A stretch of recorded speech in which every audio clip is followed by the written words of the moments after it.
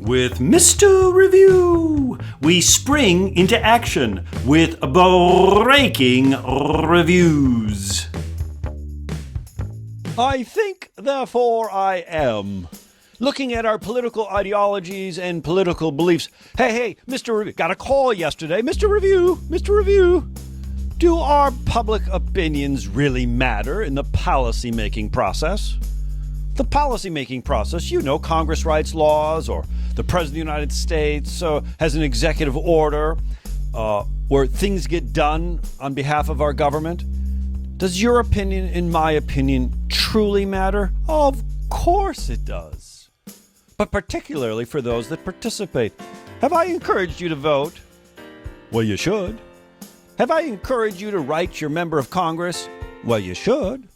Have you called your member of Congress? Have you gone onto the website and let your opinions be known? Political scientists would suggest that those who participate most receive the best benefits from our government. Oh, efficacy is high for those of us who participate.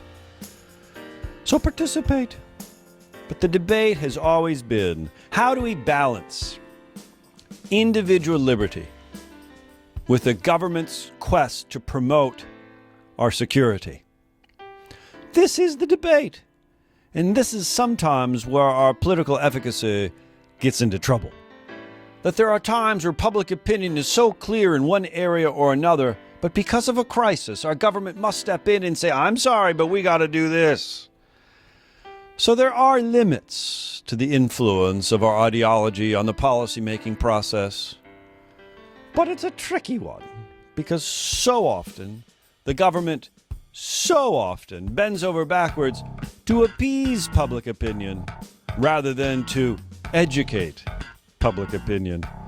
This is the fact that worried our founders to the core.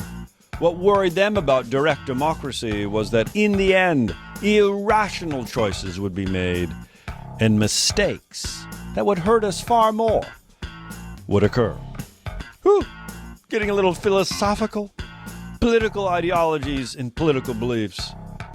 A tricky one. Springing into action with breaking reviews.